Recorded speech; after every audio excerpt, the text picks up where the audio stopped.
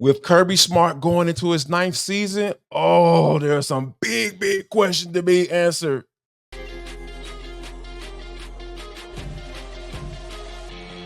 This is Locked On Sports Atlanta, and it's time for the Atlanta Football Party, only on Locked On Podcast Network, your team every day. Welcome into the Atlanta Football Party, your home for the best Georgia Bulldogs football talk. It's local insight you can't get anywhere else but right here at Locked On. I am Tenitra Batista. Alongside me are Jarvis Davis and Brian Gebhardt. This episode is brought to you by Nissan.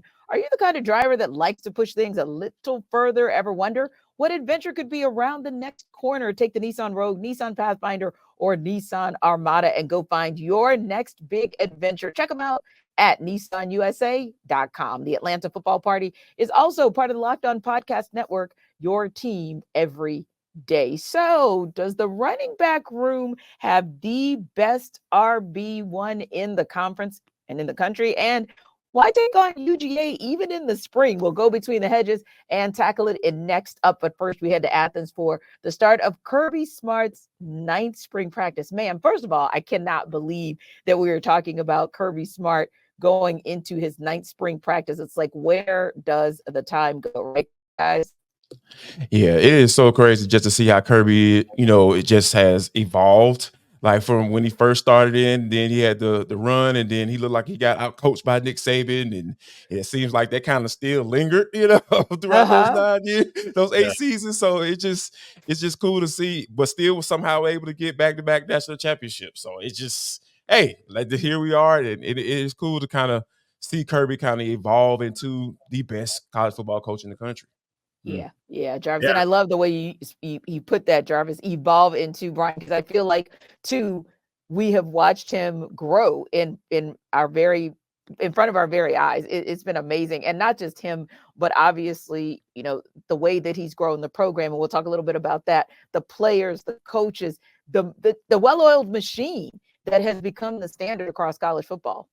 Yeah, it happened so quickly too. Like it just March 12th. Here we go. I feel like we were just talking about championships, and then we're boom, we're right here. And this one's really, it's different, right? It's so different than the last 2 years coming off of championships. Now you have this whole, all right, getting back at it, hungry again for it. Not that they weren't last year or anything like that, but you kind of got to reset, and it's got to almost be fun and exciting for Carson Beck and a lot of the other returning players to say, all right, last 2 years, we're trying to build on what we did, but now we gotta come back from what we finished last season. So I think it's kind of more inspiring in the offseason when you have something to strive for in that way, as opposed to chasing another third straight championship. So I'm really excited to see what spring practice looks like. Indeed. And speaking of that, spring practice, of course, Jarvis, starts today. And there are some questions, maybe the biggest questions that need to be answered. In your opinion, let's go offense first. Where do you see some of those biggest questions need to be answered?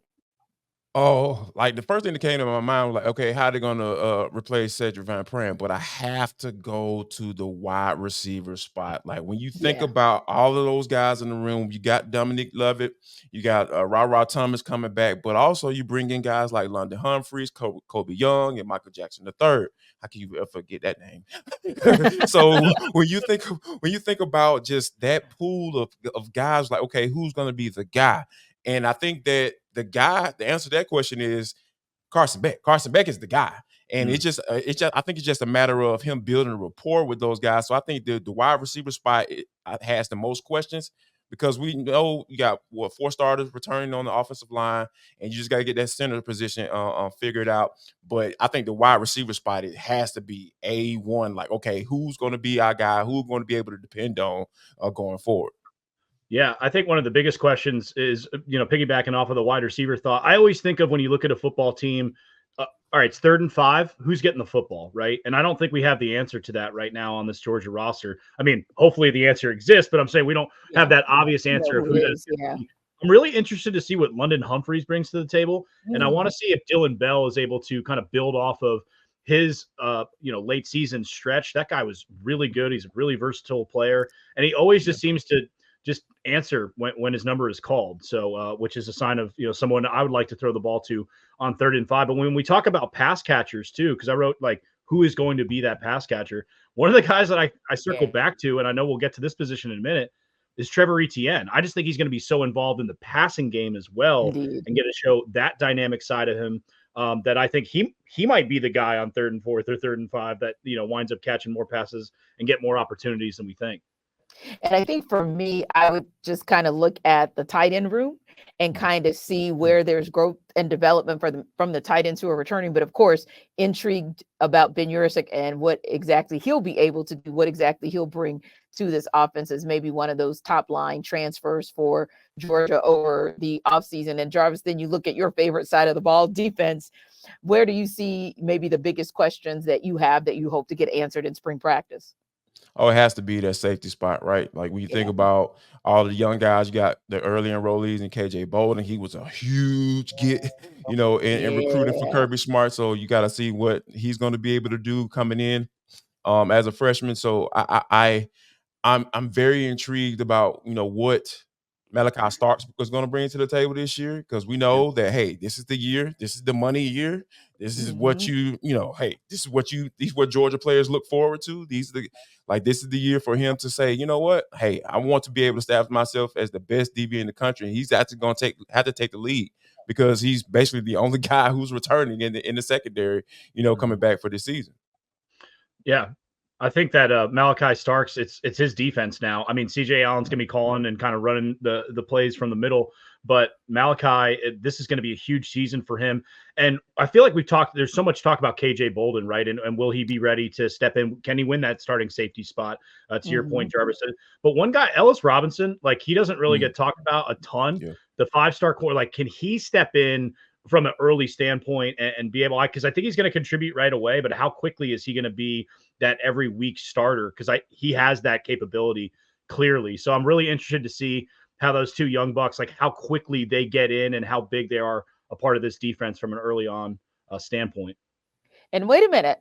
Is this an Atlanta football party that's 7 minutes in and Jarvis has not mentioned Mykel Williams? Go on, Jarvis. Do it. Do it. Well, you do. So yeah. So let me go ahead and get it off your chest.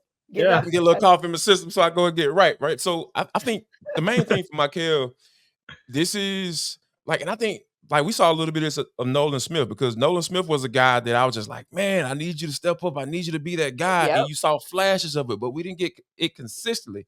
I don't want to be like that with Mykel Williams. I want Mykel Williams to be the guy to consistently show up on 3rd and long, consistently show up on top of that quarterback on 3rd downs. Like, I want him to be consistently a guy who I feel like he can be.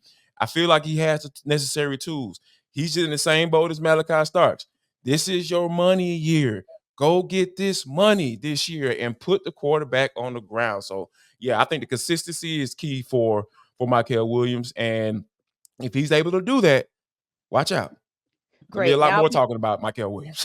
Great, JD. Now, BG, what's going to play in my head the rest of the day is Mykel Williams and go get the money, go get the money. Like, I'm going to hear that in my head for the rest of the day. This is not fair. Not fair at all. But, you guys, on a serious note, you speak of so many guys that can step up and really kind of show, improve, and kind of shine or have a breakout year. But a lot of that is dictated also by how some of the new members of that coaching staff actually utilize those players, right? So I think that's going to be so critical, Brian, to how things go, whether it's the offensive players you've got questions about, the defensive players. It's like, okay, you've got James Coley in the mix. You got Josh Crawford, Travaris Robinson. We could go on and on. In terms of those new members to Kirby Smart's coaching staff, how do you think that'll have an impact? What are your questions about how they'll impact how these guys actually perform? And again, I say that, BG, with, of course, the caveat that the Dogs won't show us a whole heck of a lot in spring practice. Sure. I think on the defensive side, it's going to be smooth and really easy and just a simple transition, especially because T-Rob came from the Saban thing. So, it's going to be just – I don't think that's going to take very long at all. It's just going to be a matter of which guys who wins that starting safety job, who wins that starting corner job, those kind of things. But I think that's going to be more simple. I think it's going to be a little bit more difficult on the offensive end, just in terms of gelling quickly with having the new running back coach and the new wide receiver coach. And with those, those new coaches coming in and the old ones leaving, one thing with Del McGee going to Georgia State, I'm curious to see if any of these running backs actually kind of at the last minute wind up transferring to Georgia State. Just in terms of the depth, they got 7 guys on scholarship right now. So I'll be very curious to see if, an Andrew Paul or whatever, or a Cash Jones or one of those guys winds up, all right, maybe I can just go to Georgia State, get 20 or 30 touches a game. So that'll be pretty curious too. But I think offense is going to take a second. I think defense is just going to click almost from day one. Yeah, I think, and also to kind of add to what you were talking about, I feel like, James Coley is an interesting piece too, because you got the former offense coordinator. He's coming back to Georgia, obviously, being able to implement it, and obviously things are different now, right? So from when he was at Georgia the first time, I think him being able to establish himself with this wide receiver group. We talked about how that's the biggest question for me, offensively. Who's going to be able to establish himself? What that competition looks like? It's going to breed competition, and you got a new coach now as well. So essentially, some of these guys who are coming back, like Anthony Evans, like we know what he was able to do in the bowl season and everything like that, kind of put his stamp on and say, hey, I need some playing time next year. What is he going to be able to do with a new coach? Because we know McClendon was in there at first. So now he has to reestablish himself. And all of these new guys that are transferring in, like I mentioned earlier, those guys got basically a clean slate. So it's kind of like it's a free-for-all because everybody got to prove themselves with their new coach. Because, trust me, I've seen when new coaches come in, guys try to reposition themselves. Guys start acting a little differently. Guys starting to show up a little bit earlier and start having conversations with the coach because they didn't have that good a relationship with the previous one. So I think now it's going to be interesting to see how these wide receivers position themselves in spring practice, because I feel like that's the biggest piece that needs to be able to get things going, because we know what we have at what the Georgia Bulldogs have at the quarterback spot. When we come back, we'll talk about Trevor Etienne. Is he the top dog? We'll let you know if we think so in Between the Hedges. This episode of our Atlanta Football Party is brought to you by Nissan. Now, are you the kind of driver that likes to push things a little further? Ever wonder what adventure could be around the corner? Our friends at Nissan have a lineup of SUVs with the capabilities to take your adventure to the next level. 2024 Nissan Rogue is perfect for city drives and great escapes. Class exclusive Google built-in is yours always. It's an updating assistant that you can call on for almost anything. Gone are the days of connecting your phone. Google Assistant, Google Maps, and Google Play Store are built right into the 12.3-inch HD touchscreen infotainment system. The 2024 Rogue is the perfect midsize crossover for your next adventure. Now, the 2024 Nissan Pathfinder, well, it has room up to 8, just like the Armada, but it has an expansive cargo capacity and advanced available 4x4 capability, 284 horses and up to 6,000 pounds towing. The Pathfinder is there to answer, and the Armada gives you that rugged 4x4 feel, but with first-class luxury and style. So take the Nissan Rogue, Nissan Pathfinder, or Nissan Armada on your next big adventure and shop nissanusa.com.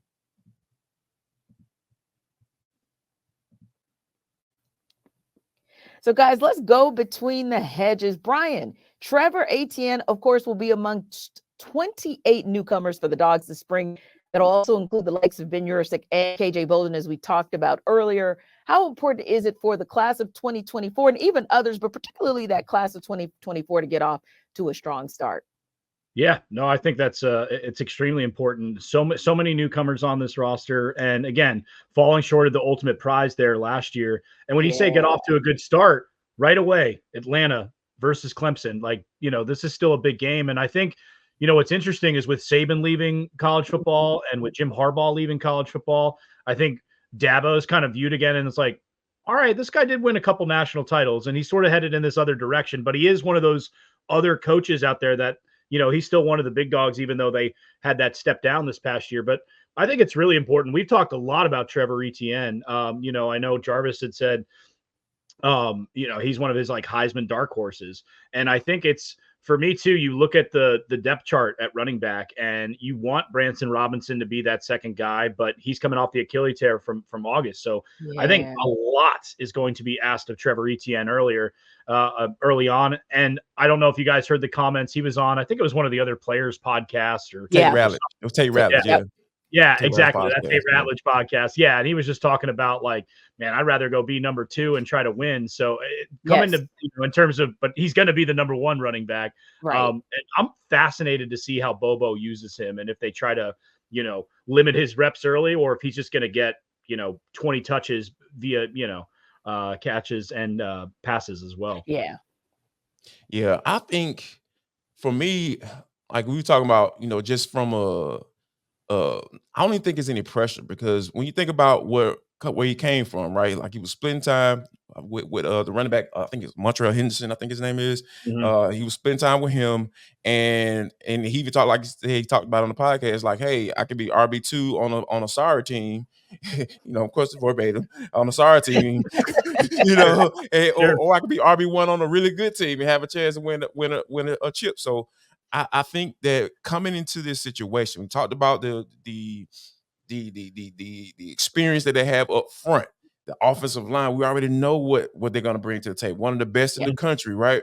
And you put him behind that offensive line. No real established, like you mentioned. Branson Robinson was the guy who had like probably the most promise, like BG mentioned. So you bring him into the fold, but he's coming off injury. You bring Etienne in the fold. He's a versatile back. He's a guy that, we know that Georgia wants to run the football too, right? So I think this is a perfect scenario for him to come into and say, hey, I can be the main guy that was brought in to say, hey, this is my number 1 transfer, and this is gonna be the guy that say at the end of the season where we're like, man, this was an excellent decision to bring this guy in. He made the best decision possible to come in and be the guy. And I think Trevor Etienne on that podcast threw a little bit of low-key shade because he talked about the fact that he loved walking into a running back room and really a locker room overall that had so much cohesion and connectivity. And he felt like it was easy for him to step in as well. Like I said, low-key shade, but it does actually matter because you are walking into a locker room of guys that have played together, and you're trying to find your way and make sure that, hey, I'm here to compete. But I'm not here to start any static, but I am here to win a natty as well. And whatever that takes, that's what I'm going to do. And of course, you always kind of go into spring with some position battles, Jarvis. So what are some of the key position battles you will be focused on with this 2024 class or with the Dogs overall? I think just overall, like what the other corner looks like, like that cornerback, who's going to be on that side. Like BG mentioned, Ellis Robinson. I want to see if he's going to be a guy that can come in and be that number 1 guy. Dylan Humphrey, a guy who was in the he had jumped in the transfer portal. Now he's decided to stay. So he was a guy that showed some promise last year. I thought he played well when he got playing time. So I think those guys coming in and establishing themselves, and like with Jarvis Brian be the new co-defense coordinator. Like I said, guys change when they have to shape up and ship out, right? Either shape up or ship out, especially because we know the transfer window opens up after spring practice. If guys don't like what Jarvis Robinson brings to the table, you may see some guys leave, but the guys might love what he brings to the table. It's fresh blood, right? Because we know when you have winning programs, coaches get cycled in and out. And when those guys, sometimes that message may get a little stale with Kirby, but they might start gravitating towards a guy like Jarvis Robinson because he's a new guy. It's a new message coming. You have to reestablish yourself with that coach. So I think that overall, this is going to be very interesting to watch because it's going to be so many. When you're talking about on the outside of both sides of the football, right? Corner, wide receiver. There going to be a lot of positioning going on. And I think that it's unfortunate that we won't be able to see the practices, but it's going to be the coach is going to get a really good look into who's going to be the guy to kind of be leading the way once fall camp starts.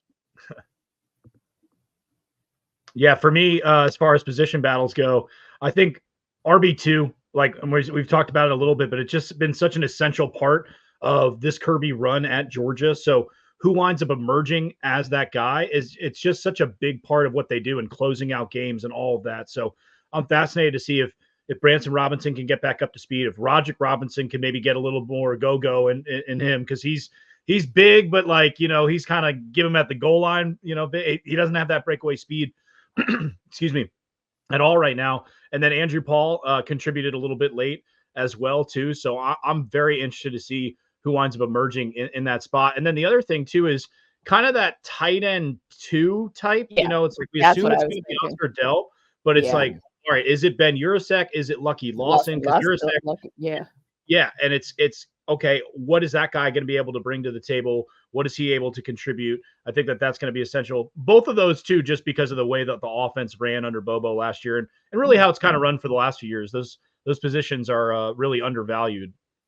Yeah, that tight end one was mine as well. I was interested to see, like, we assumed that Ben Urasek will be tight end 1, but you never know because it depends. Oscar Delp or Lawson, he might have that spring practice, that spring run, and they might get that opportunity as well. Or it may be a show and prove the first couple of weeks of the season where somebody emerges as tight end 1 and then someone emerges as tight end 2, if you will. So it'll be interesting to kind of see. But going back to the most intriguing maybe of the battles, and it would be maybe that running back room, maybe for RB2, because according to ESPN, RB1 is locked in as Trevor Etienne because he's RB1 in the SEC, and they think he's even RB1 in the top 10 across the country. And I just wanted to know from you guys' perspective, obviously, like I said, SEC number 1 ranked, and amongst the top 10, you've got Ollie Gordon, the second out of Oklahoma State at the top. And then there's Trevion Henderson, Quinshawn Judkins, a lot of guys, not any shocks, Amarian Hampton, Taj Brooks,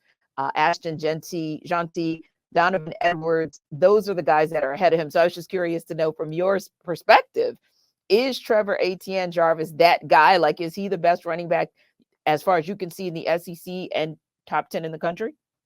Yeah, absolutely. Like, 'cause it's a funny thing when it comes to these lists, right? Because a lot of times they'll post the guy's stats from the last season, and a lot of times when they do that, I kind of question, like, okay, are you basing it on what they've done already, Right. or are you projecting? Because if you're projecting, like I think Michigan had like 18, 19 guys at the NFL Combine. So yeah, Right. I'm not gonna put Donovan Edwards in front of Trevor Etienne.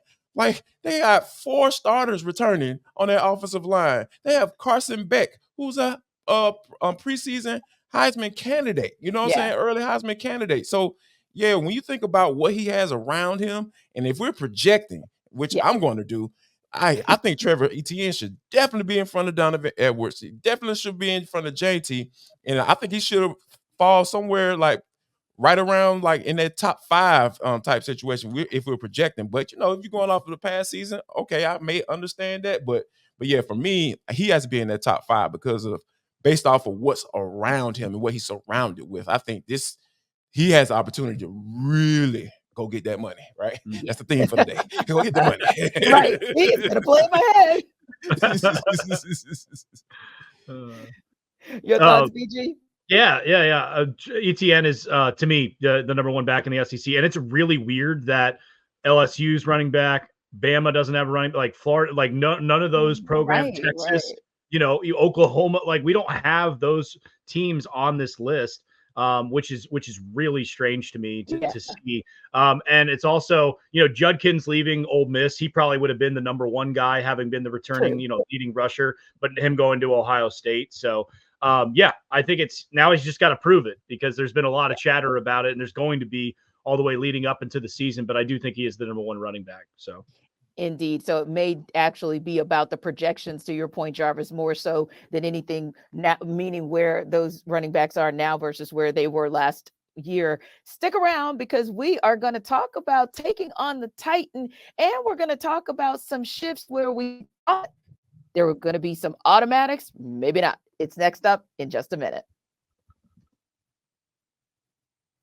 This episode of our Atlanta Football Party is also brought to you by FanDuel. Say bye-bye to busted brackets, because FanDuel lets you bet on every game of the tournament, every single game, whether you're betting on a big upset or a 1 seed. It's time to go dancing on America's number 1 sportsbook. Right now, new customers get $200 in bonus bets if your first $5 bet wins. That's $200 to use on point spreads, money lines. You can even pick who's going to win it all. Good luck with that one.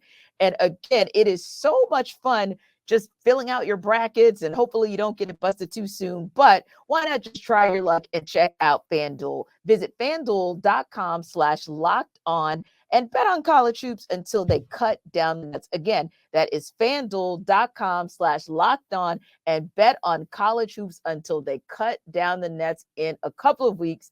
Happy filling out your brackets.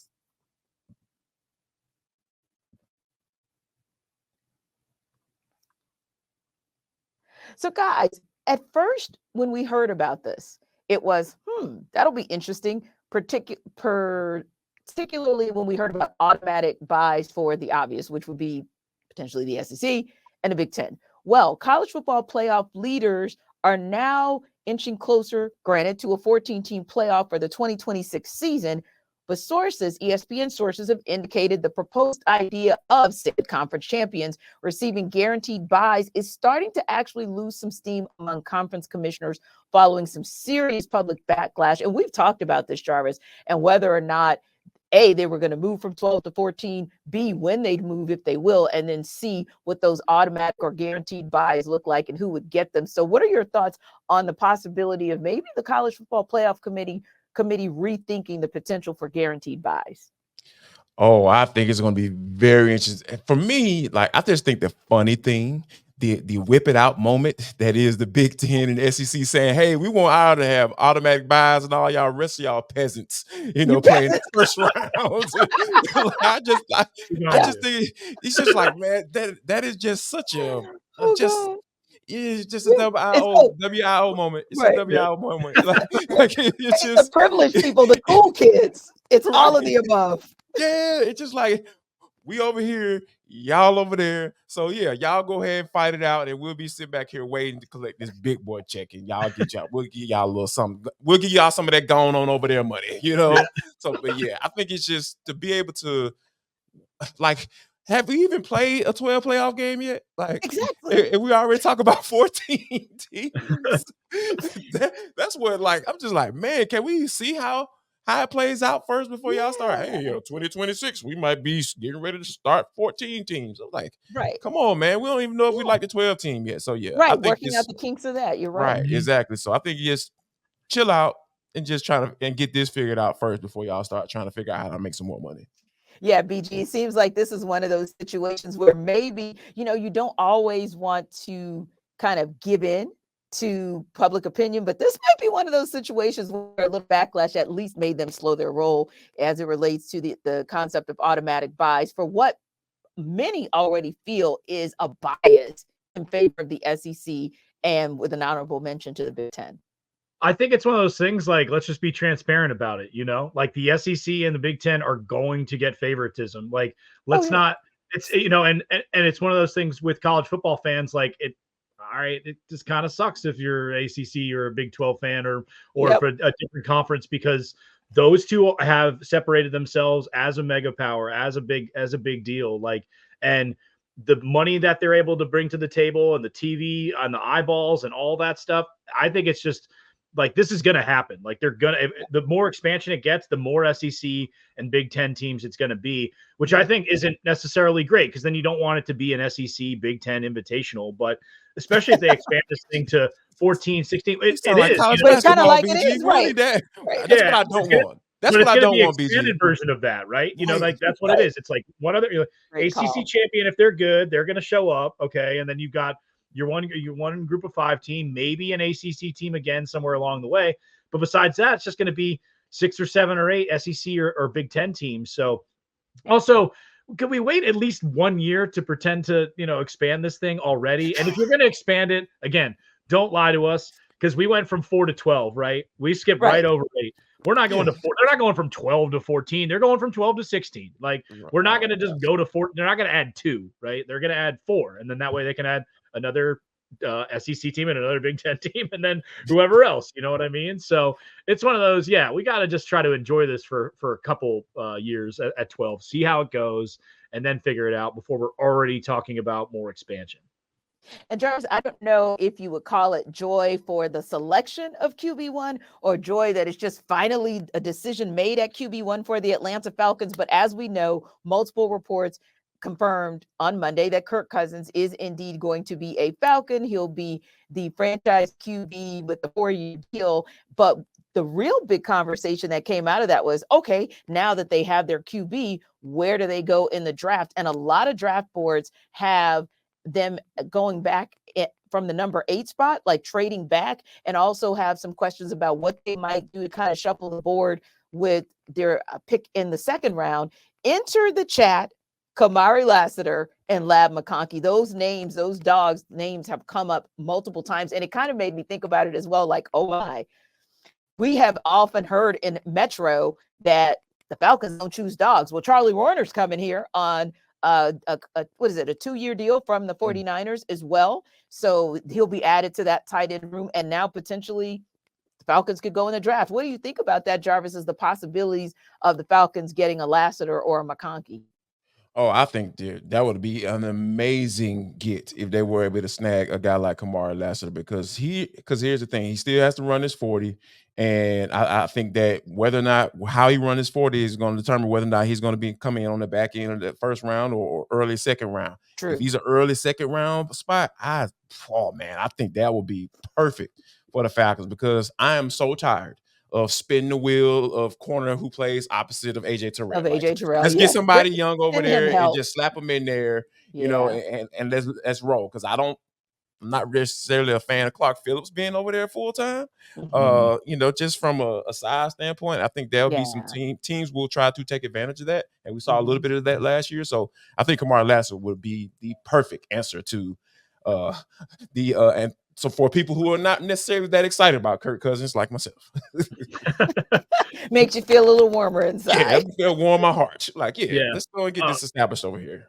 Kamari Lassiter would look great in a Falcons uniform. I think that would be an awesome fit. And it's one of those things we've seen over the last handful of years, even going back even more than that. It's like, all right, you really need pass rush, Falcons. You need pass rush. But and then the other thing you really need is if you can't do that, or if you can do that, at least get 2 corners, like you said. I mean, you got AJ Terrell, get the other side. There was a lot of talk about L'Jarius Sneed, but he's no longer in play with the money that they gave Kirk Cousins. So I think shoring up that second corner spot all of a sudden became much more important with the signing of Kirk Cousins and what they're able to do. So Lassiter would be great. It's almost one of those where you're like, all right, run a fast 40, but not too fast of a 40. Run a 4.5. Yeah, run a 4.5. You know what you can do on the field, so you don't need to do well, don't get hurt, but don't be too crazy with it. Don't have that stock go too high. So he would be an excellent fit opposite AJ Terrell. Imagine that. Flowery Branch will become Philly potentially. We'd love to see it. Thank you so much for stopping by the Atlanta Football Party. As always, you guys can check us out wherever you download your podcast, because we are free and available right there for you. Like and subscribe to our YouTube channel, and always check us out for the best Georgia Bulldogs football talk. Come back also for the Atlanta Football Sports Party. The Atlanta Sports Party. We talk football and so much more. We'll see you on Thursday.